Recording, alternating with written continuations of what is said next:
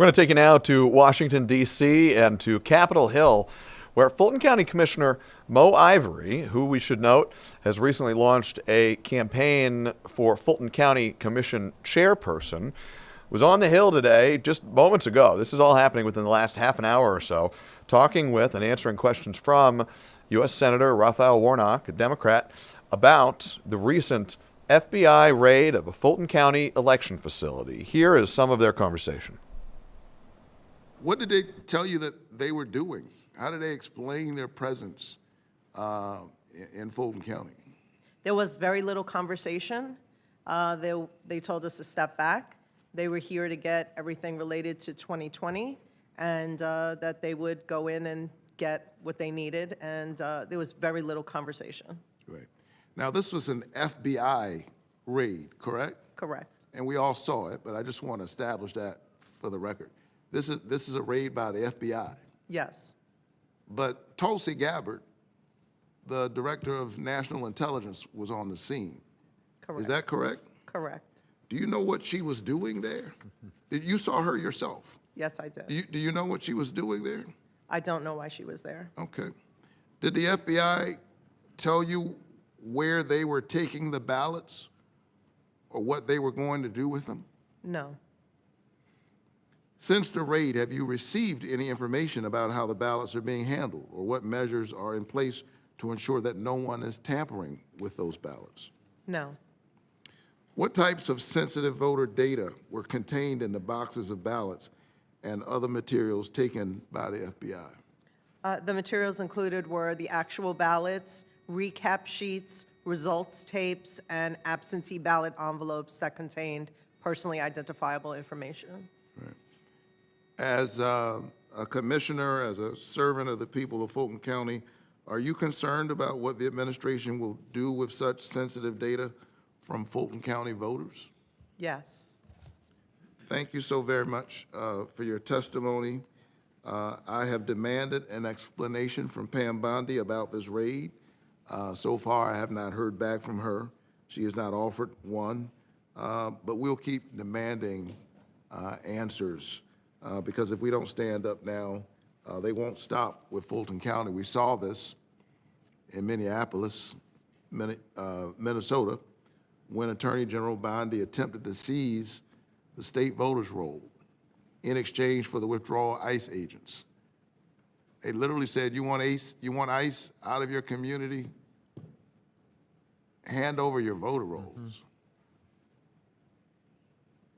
Mm-hmm. Hand over your voter rolls if you want to end the occupation of your city.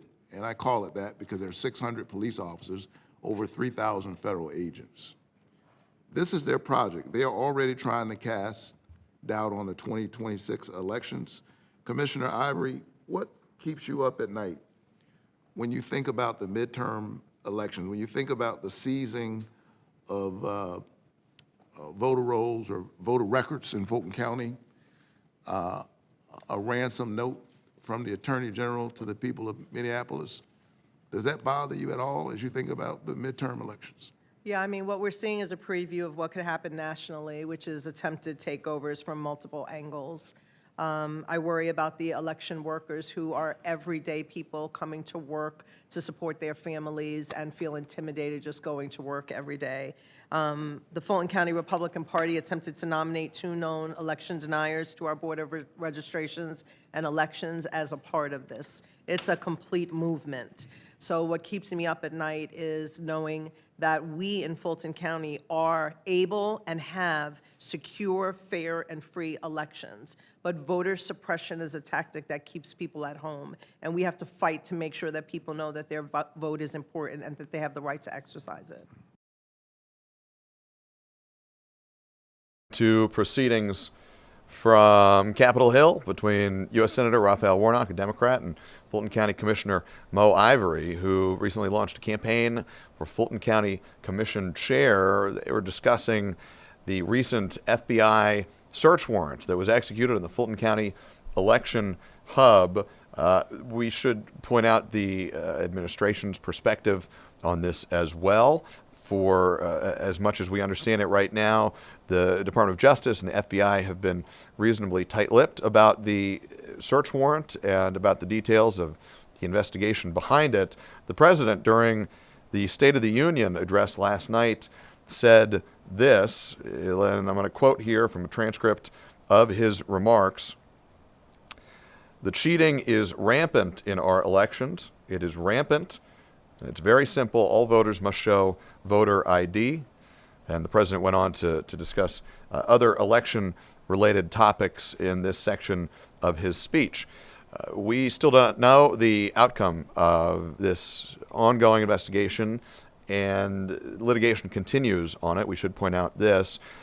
Despite a number of recounts and multiple legal challenges, no evidence of fraud to the level that it would have overturned the 2020 presidential elections results in Georgia has surfaced at this time, now 6 years after the date of that November general election in 2020 here in Georgia.